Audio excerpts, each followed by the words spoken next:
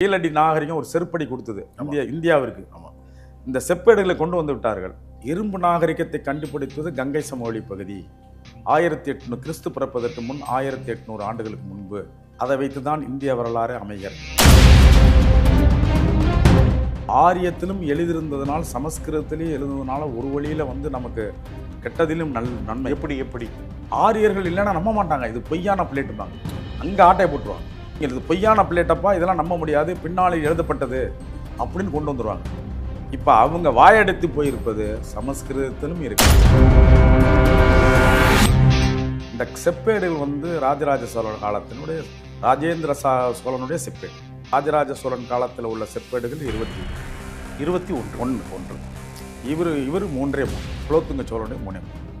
நாகப்பட்டினம் வந்த உடனே தான் விஷயமே உங்களுக்கு பெருசாகுது, விஸ்வரூபம். மெரிபா பன்னீர் சோடா, ஐ ட்ரஸ்ட் மெரிபா.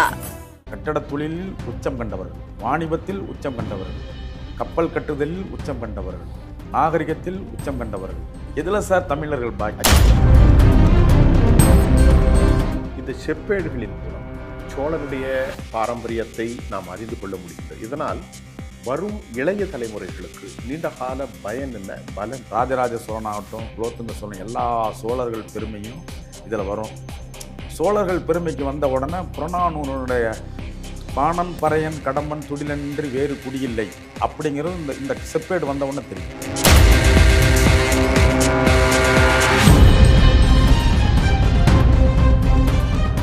உலகத் தமிழர்கள் அனைவரையும் நான் இப்போது வரவேற்கிறேன். இந்த நிகழ்ச்சியில உலகின் கலாச்சாரங்களும் வாழ்வியல் தத்துவங்களும் மாறிக்கொண்டே இருக்கும் இந்த வேளையில் உலகத்தில் எத்தனையோ சமூகங்கள் வாழ்ந்து மறைந்து போயிருக்கிறார்கள். ஆனால் அவர்களுடைய வரலாறு இன்றும் உலக அளவில் மெய்ப்பிக்கப்பட்ட ஒன்றாகும். அது புதைக்கப்பட்டிருந்தாலும் அதை நாம் பாதுகாக்க வேண்டிய கடப்பாடும் பொறுப்பும் ஒரு நீண்டகால தலைமுறைகளுக்கு இருக்கிறது. அண்மையில் இந்திய பிரதமர் திரு மோடி நெதர்லாந்தில், குறிப்பாக தமிழ்நாட்டின் சோழர்கள் காலத்தில் 11ஆம் நூற்றாண்டில் கண்டெடுக்கப்பட்ட அவர்கள் வாழ்வியலில் நடந்த அற்புதமான அந்த செப்பேடுகள் இங்கிருந்து கடத்தப்பட்டிருக்கிறது அல்லது இடம்பெயர்ந்திருக்கிறது. அதனை நாம் இந்திய தேசத்திற்கு கொண்டு வர முயற்சியில் வெற்றியும் பெற்றிருக்கிறோம். சோழர்களின் வரலாறு மட்டுமல்ல, தமிழர்களுடைய யதார்த்தத்தை நம்முடைய கண்ணியத்துக்குரிய ஐயா, வரலாற்று பேராசிரியர் என்றுதான் நான் அவரை சொல்வேன், ஆனால் அவர்களிடத்தில் புதைந்திருக்கிற பல விடயங்களை தமிழ் பேசும் உங்களோடு நான் கதைக்க காத்திருக்கிற இந்த நேரத்தில் பேராசிரியர் திரு ராமச்சந்திரன் அவர்களை வரவேற்கிறேன். ஐயா வாங்க. வணக்கம். இந்த செப்பேடுகள் நெதர்லாந்திலிருந்து தற்போது ஒரு பெரும் செய்தியாக இருக்கிறது. இது குறித்து உங்களுடைய பார்வைங்க. நம்ம 2வது பேசுவோம். இதுங்க செப்பேடுகள் 1862 இந்த செப்பேடுகள் லெய்டன் யூனிவர்சிட்டி நெதர்லாண்டில் இருக்கு. லைடன் யூனிவர்சிட்டி அது அம்ஸ்டர்டாமுக்கு மேற்கால ஒரு 100 கிலோமீட்டரில் இருக்குது. நெதர்லாண்டில் அம்ஸ்டர்டாம் மெயின் எல்லாருக்கும் தெரியும், தலைநகரம். Very good. அதனுடைய அருகில் உள்ள லைடன்கிற கிராமங்களில் அந்த பல்கலைக்கழகம் இருக்குது. இந்த பல்கலைக்கழகம் முதல் 5 வரிசையில் உள்ள ஓல்டஸ்ட் அல்லது பழமையான பல்கலைக்கழகங்களில் லைடன் யூனிவர்சிட்டி ஒன்று. 1555 கட்டியாச்சு. பெரிய பழைய காலத்து யூனிவர்சிட்டி. அந்த யூனிவர்சிட்டிலையும் 1862ஆம் ஆண்டு ஹென்ரிக் ஹாமேக்னு ஒரு ப்ரொஃபஸர் இருக்கார். அவர் ஆசியன் ஸ்டடீஸ் மட்டும் கான்சன்ட்ரேட் பண்ணுவார். ஆசியாவினுடைய கலாச்சாரம் பண்பாடை பற்றிய ஒரு படிப்பு அங்கே உள்ள துறை. அந்த துறையின் பேராசிரியர் தேடி தேடி பிடிச்சி கடைசியாக இந்த செப்பேடுகளை கைப்பற்றுறார். 1862ஆம் ஆண்டு இந்த செப்பேடுகளை கைப்பற்றுறார். அதாவது இந்தியாவிலிருந்து இல்லை, அது நெதர்லாண்டில் கைப்பற்றுறார். நெதர்லாந்து லைடனில் அங்கே ஒரு ஃபாதர் இருந்திருக்கார். ஃபாதர் கேம்பர்னு 1712ஆம் ஆண்டு இந்தோனேசியா பட்டாவியாங்கிற ஊர்லேருந்து அங்கே போகிறார். இந்தோனேசியன் பட்டாவியாவில் தான் அந்த செப்பேடு அந்த ஃபாதர் கையில் கிடைக்குது. இந்த வரலாற்று தரவு எங்கேயும் இல்லை. பட்டாவியாங்கிறது இன்றைக்கி ஜகார்த்தான்னு பேர். ஜகர்த்தாவில் தான் இந்த பட்டாவியாங்கிற இடத்துல இந்த பாஸ்டர் இருக்கார். இந்த ஃப்ரான்சிஸ் கேம்பருங்கிற ஒரு பாஸ்டர் ப்ராட்டஸ்டன்டில் ஃபாதர்னு சொல்ல மாட்டாங்க, ராமன் கத்தோலிக்கில் தான் ஃபாதர்மாங்க, தந்தைமாங்க. இது குருமார்கள் தான். அதனால் ப்ராட்டஸ்டன்னுடைய பாஸ்டர் அந்த கேம்பருங்கிறவர் தான் ஜக்கார்ட்டாவிலேருந்து நேராக எடுத்துக்கிட்டு நெதர்லாந்து போய்ட்டார், லைடன் போய்ட்டார். அவரு குடும்பத்தின் வாரிசாக அதை பயபக்தியோடு ஒரு 100 ஆண்டுகள் வைத்துருக்காங்க. 1712 1862 இதான் பெரிய விடயம். இதில் எங்கே இதற்கு வந்து அவர்கள் அந்த யூனிவர்சிட்டியில் 1862 கிடைச்சவுடன் அந்த யூனிவர்சிட்டிய முகப்பு வெப்சைட்னு சொல்கிறோம் பாருங்கள், அந்த முகப்பு அந்த காலத்தில் புரோச்சர் ஒரு இது போட்டு புத்தகம் கொடுப்பாங்க அட்மிஷனுக்கு. அந்த புத்தகங்கள் எல்லாம் இந்த தமிழ் செப்பேடுகள் தான் முதல் புகைப்படம். அது 1920 ஃபெமிலியர் ஆகுது. லைடன் காப்பர் பிளேட்னு பல ஆராய்ச்சியாளர்கள் அதை போய் பார்த்துட்டு எழுதுனாலும் அது விரிவான ஒரு தொன்மையான இது யாருக்கும் தெரியல எங்கேருந்து போச்சு என்னன்னு. இதை ஃபாதர் கேம்பர் கொண்டு போயிடுறாரு நெதர்லாண்டுக்கு. யூனிவர்சிட்டியில் வந்து ஹேமார்க் வாங்கிறார், ப்ரொஃபஸர் வாங்கிறாரு, வச்சு இன்னைய வரலும் பார்வைக்கு வர்றாங்க. யார் வேணாலும் போய் பார்த்துக்கலாம். இப்போ இதுக்கு என்ன பின்னணின்னு கேட்டிங்கன்னா, இப்போ தான் நம்ம வர்றோம். இந்த செப்பேடுகள் வந்து ராஜராஜ சோழன் காலத்தினுடைய ராஜேந்திர சோழனுடைய செப்பேடு. ராஜராஜ சோழனுடைய மகன் ராஜேந்திர சோழன், அவனுடைய மகன் குலோத்துங்க சோழன். இந்த 2 பேருடைய செப்பேடு ராஜராஜ சோழன் காலத்தில் உள்ள செப்பேடுகள் 21. இவர் 3 குலோத்துங்க சோழனுடைய 3. இந்த செப்பேடுகள் அவங்கள்ட்ட பதிவு கிடைச்சோம்னா அவங்க ஆசியன் ஸ்டடீஸ் வந்து உலக நாடுகள் போகிறாங்க. அவங்க ஜக்கார்த்தா போயிட்டு அங்கே அந்த பட்டாவியான்னு சொன்ன அந்த ஊருக்கு போய் ஆராய்ச்சியை மேற்கொண்டு அங்கேருந்து நாகப்பட்டினம் வருகிறார்கள். ஆராய்ச்சியாளர் நாகப்பட்டினம் வராங்க. நாகப்பட்டினம் வந்த உடனே தான் விஷயமே உங்களுக்கு பெருசாகுது, விஸ்வரூபமாகுது. நாகைப்பட்டினம் வந்து ஆனமங்கலம் போய் ஆனமங்கலம் செப்பேடுகளை பற்றி இவர்கள் செப்பேடுகளை எடுத்துக்கிட்டு இங்கே வந்து ஆய்வு செய்யும் பொழுது தான் பெரிய விரிவான ஒரு நாகரிகம் தெரியுது. என்ன விரிவான நாகரிகம்னு கேட்டிங்கன்னா, இப்போ கீழடி நாகரிகம் இருக்குது. இந்த கீழடி நாகரிகம் வந்து சின்ன வெளியே தோண்டிய உடனே அறிவியல் ரீதியாக கார்பன் டேட்டிங் அல்லது கரிமப் பொருளை ஆய்வு செய்தல் மூலமாக அதனுடைய வயதை கணக்கிடலாம். Carbon dating. அந்த கார்பன் டேட்டிங்கில் இப்போ நம்ம கணக்கெடுத்த உடனே இதில் யாரும் பித்தலாட்டம் செய்ய முடியாது, கரெக்டாக ஏற்றுக்கொள்ள முடியாமல் இருக்க முடியாது. மில்லிகிராம் தங்கத்தை அளக்கிறோம்ல, அது மாதிரி வயதை அளக்கலாம். இப்போ வயதை அளந்த உடனே கிறிஸ்து பிறப்பதற்கு முன்னவே 3550 ஆண்டுகள் வந்துருச்சு. அப்போ 3350 ஆண்டுகள், இந்த ஆண்ட ஒரு 2000 வருடம், 5500 ஆண்டுகள் பழமையான ஒரு தமிழ் மொழியினுடைய நாகரிகத்தை, இரும்பு நாகரிகத்தை. அப்படின்னா அதுக்கு முன்னாடி எவ்வளோ நாகரிகம் இருந்திருக்கும்? சொல்லி மாளாது. ஆக இந்த பெரிய இரும்பு நாகரிகத்தை கண்டுபிடித்தவுடன் உலகத்துக்கே வாயடைச்சல். இந்திய அரசாங்கத்துக்கு பெரிய வாயடைப்பு. காரணம், இரும்பு நாகரிகத்தை கண்டுபிடித்தது கங்கை சமவெளி பகுதி 1800 கிறிஸ்து பிறப்பதற்கு முன் 1800 ஆண்டுகளுக்கு முன்பு. அதை வைத்து தான் இந்திய வரலாறு அமைகிறது. அதற்கு முன் லார்டு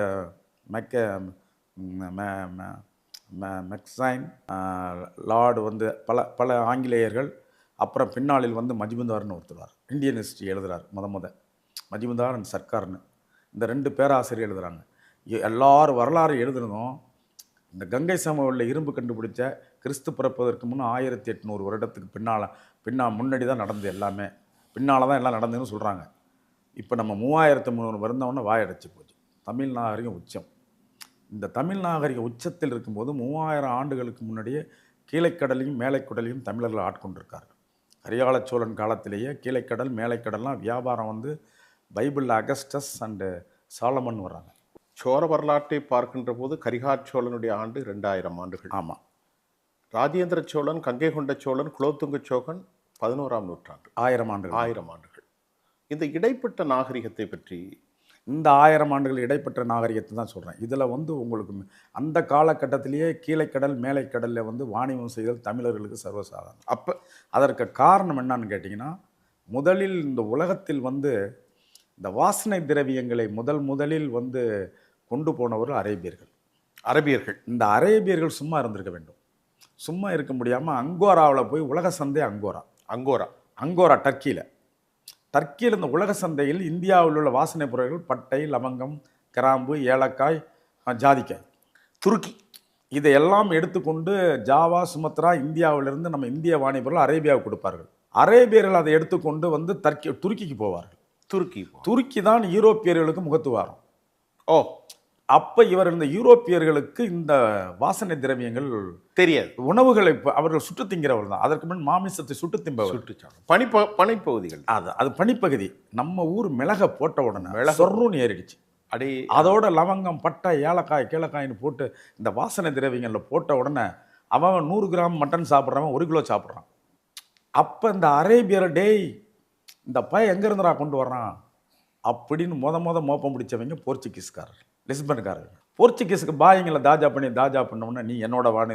இந்த பாயிங்க எப்பயுமே வந்து அப்போ பாய் கிடையாது, பாய் இல்லைங்க. அப்போ இந்த அரேபியர்கள் வந்து பாய் 1400 இல்லைங்க. அரேபியர்கள் நம்ம பொதுவாகவே அந்த அரேபியர்கள் பொதுவாகவே இந்தியாவினுடைய கலாச்சாரத்தை எல்லாம் பாய்.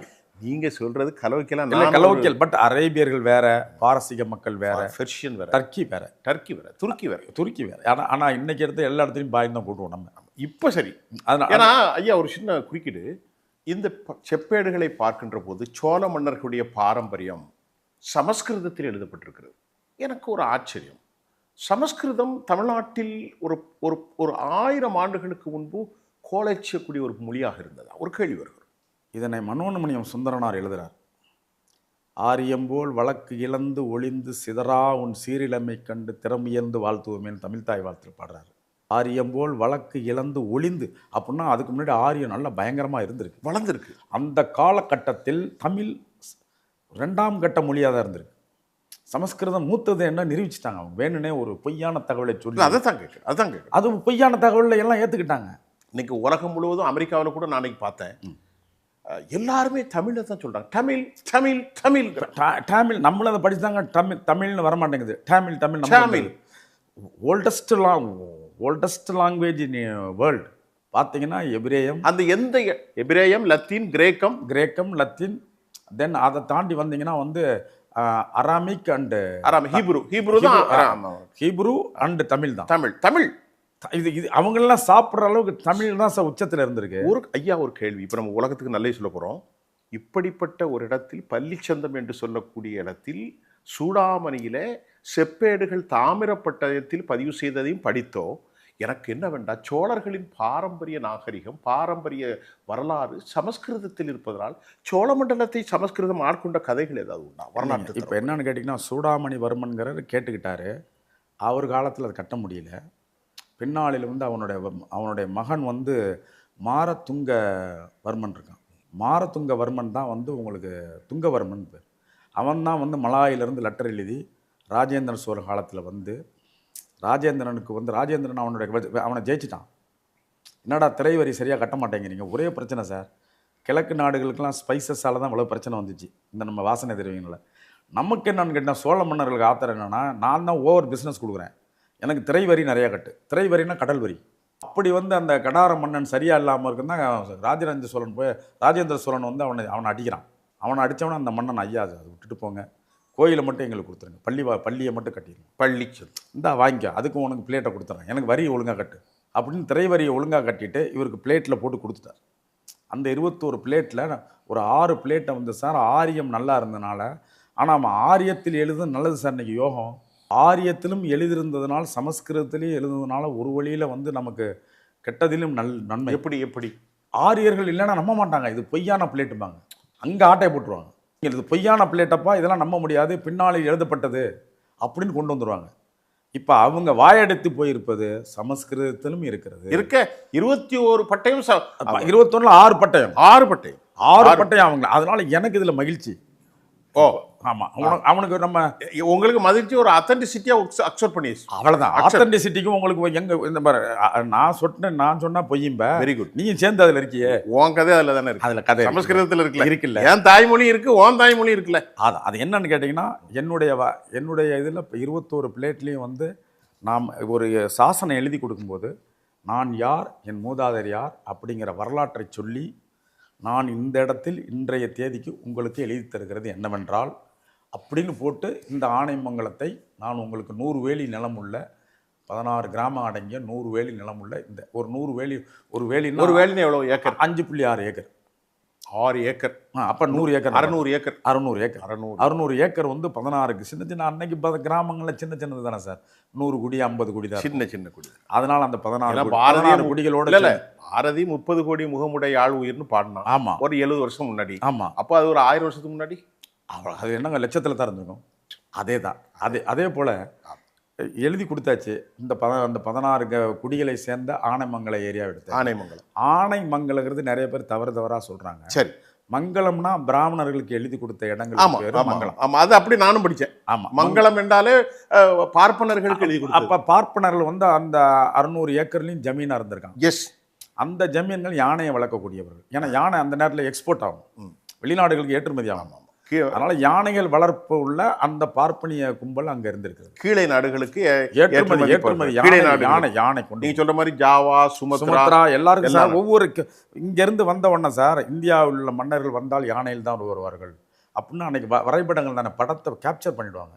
உங்களுக்கு அந்த படம்லாம் காமிக்கிறேன். இப்போ அப்போ கேப்சர் பண்ண உடனே ஓ அப்படி யானையில் வர்றாங்களா, நம்மளாம் சின்ன சின்ன போனீஸில் கோவேரி கழுதியில் போயிட்டு இருக்கோமே, கொண்டு வா அந்த யானை அப்படின்னோடனே யானையை நாங்கள் சப்ளை பண்ணுறோம், கவலைப்படாது அப்படின்னு 500 டன்னு 400 டன்னு கப்பலை கட்டி அட் ஏ டைமில் 10 யானையை உள்ளே ஏற்றிருக்கான் சார். 10 மேலே ஏற்றிருப்பான். ஏற்றிட்டு கொண்டு போய் ஒவ்வொரு டைமில் யானையை வித்துறான். யானை அது கொடுக்கல பவளம் முத்து எல்லாம் இருக்கேன், முத்து பவளம் தந்தங்கள் எங்கே என்னான்னு இல்லை, எல்லாமே மயில் தொகை முத்து பவளம் வாசனை திரவியங்கள் கப்பலில் ஏற்ற வேண்டியெல்லாம் ஏற்றி மேலே மட்டும் மிருகத்தை ஏற்றிக்க வேண்டியதான் சார்.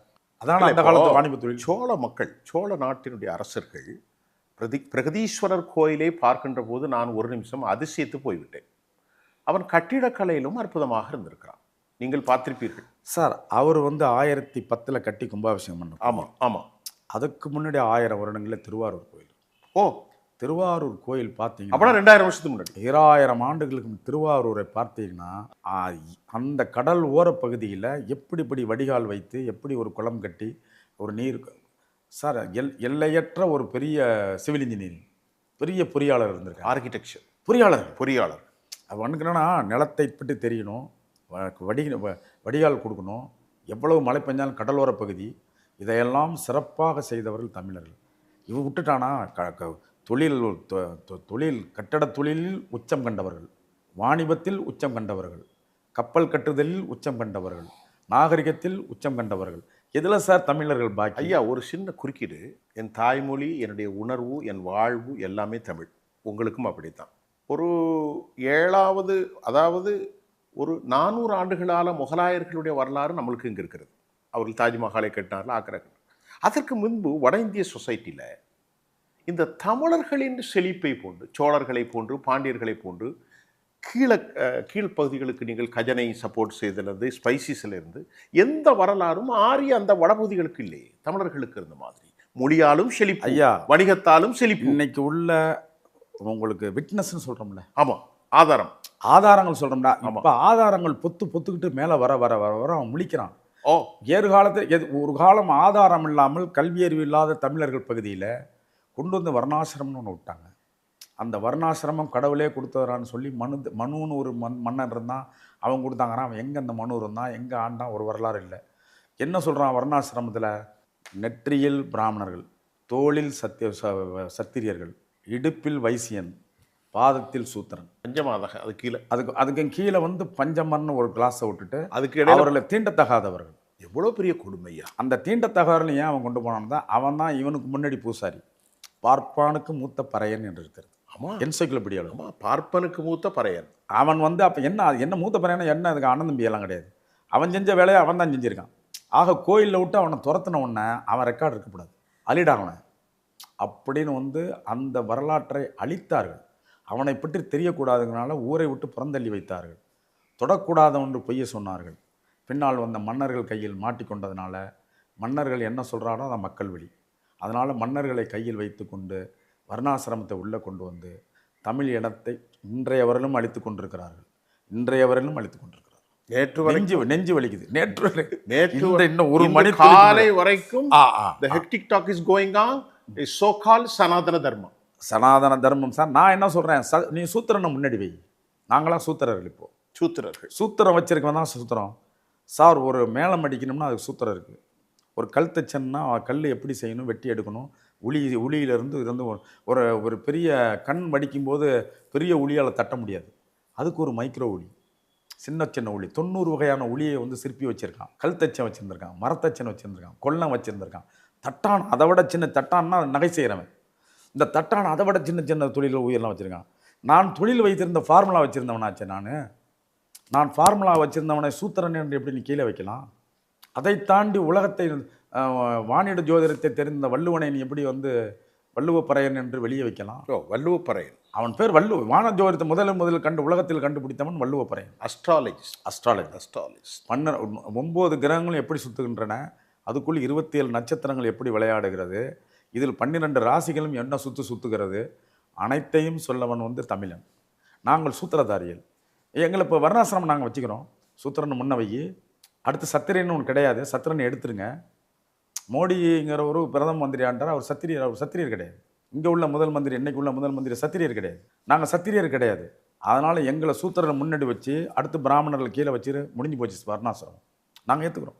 இப்போது ஒரு கேள்வி, நம்ம நிகழ்ச்சியோட இறுதிக்கு வந்துட்டோம். இப்போ இந்த செப்பேடுகள் இருக்குது பாருங்கள், நமக்கு இந்தியாவுக்கு வரப்போகிறது. ஆமாம், வந்து விட்டதா? வரப்போகிறது.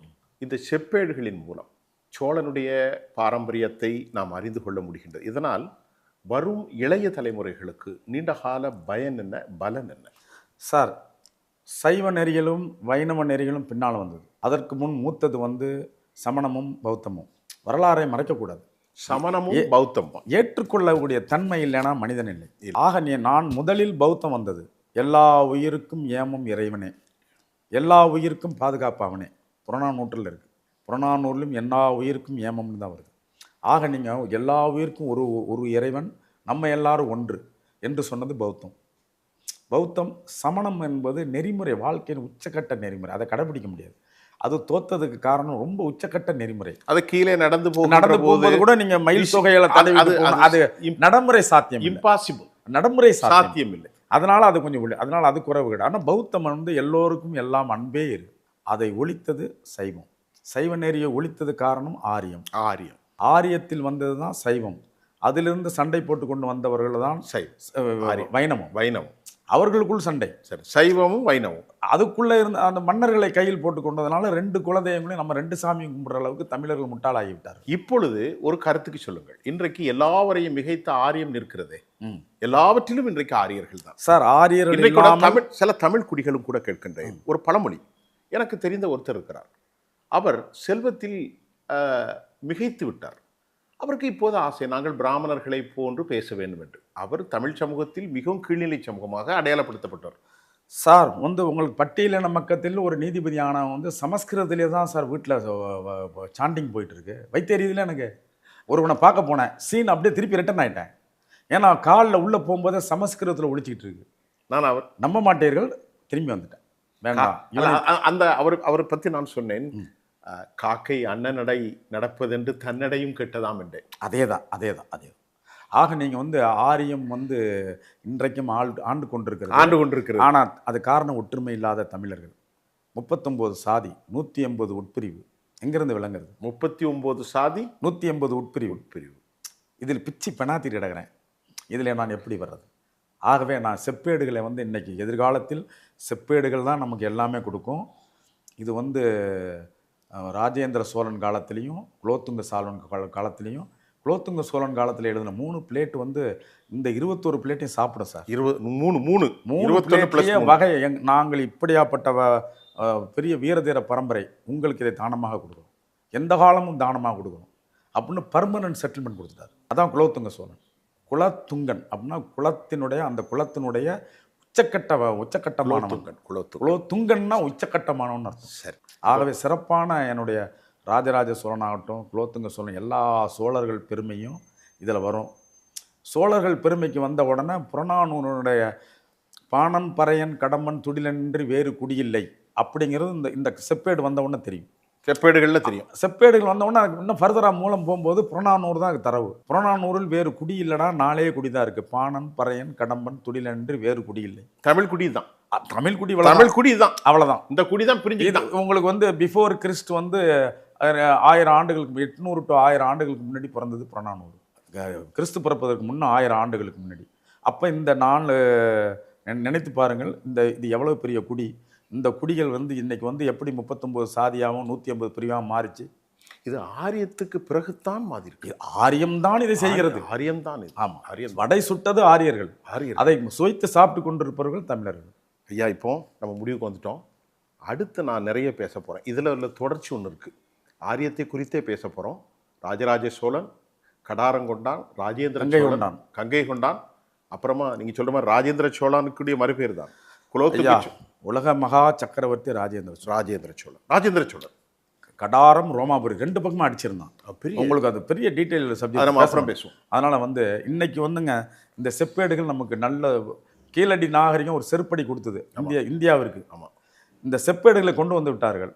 இது வந்து இப்போ 22வது வருஷம் கேட்டுக்கிட்டே இருக்காங்க. இப்போ வந்து அதை கொடுத்து கவர்மெண்ட்டை சரி அவங்க செப்பேடை கொடுத்துருவோன்னு அந்த யூனிவர்சிட்டி வந்து சிண்டிகேட்டில் அப்ரூவல் கொடுத்து கவர்மெண்ட் அப்ரூவல் வாங்கி கொடுத்துட்டாங்க, வந்துடுது. இப்போ நம்ம அதுல இருந்து சில ஆய்வுகள் தொடரும். ஆய்வுகள் சார் அவங்க நம்பல. லைடன்ல விட்டுருங்க. லைடன்ல வந்து அவங்க டாக்குமெண்ட் பண்ணி வச்சுக்கிட்டாங்க. அவங்க டார்மன் தான், அவங்க ஒரு அடையாளத்துக்கு வச்சிருப்பாங்க. இல்ல இப்ப கொடுத்தாச்சு, இப்ப நம்ம சும்மா கொடுக்கல. அந்த டாக்குமெண்ட்லாம் ஃபுல்லா ஸ்கிரிப்ட் டிஜிட்டலைஸ் ஆக்கி வச்சிட்டாங்க. Okay okay, digital. அது உலகம் பூரா உடனே கிடைக்கும். நீங்க நாளைக்கு நீங்க தேடுனா கிடைக்குது, உடனே கிடைக்குது. நேயர்களே, நம்ம இனி அடுத்து பேசும் முன்னாடி நேயர்களே, இன்றைக்கு நம்முடைய பேராசிரியர் ஐயா ராமச்சந்திரன் அவர்களோடு இந்த செப்பேடுகள் பற்றி நிறைய விஷயம் சொன்னேன். சோழர்களுடைய வாழ்க்கை வரலாறு, சோழர்களுடைய கீழே நாடுகளுடைய வியாபாரம், அதெல்லாம் அவர்கள் தொட்டார்கள். ஒரு அரை மணி நேரத்தில் உங்களுக்கு சொல்கிறேன். அது இந்தியாவுக்கு வந்திருக்கிறது. உலகத்திலே பெரிய குடி தமிழ் குடி தான். மொழியாலும் வியாபாரத்தாலும் பண்பாட்டாலும் நாகரிகத்தாலும் அருவறுக்கப்பட்ட சாதிகளுக்கு எந்த உட்பிரிவும் இல்லாத ஒரு மாபெரும் சமூகம் தமிழ் குடி. அது ஒருபோதும் அழிந்து விடாது. இந்த செப்பேடுகள் சொல்கிற பல செய்திகளை நம்முடைய பேராசிரியரோடு அடுத்தடுத்து பேச இருக்கிறோம். ஐயா, எங்களுடைய அமர்வுக்கு வந்ததுக்கு மிகுந்த சந்தோஷமும் நன்றி, மன சாந்தியும் அடைகிறேன். நன்றி நன்றி. மெரிபா பன்னீர் சோடா, ஐ ட்ரஸ்ட் மெரிபா.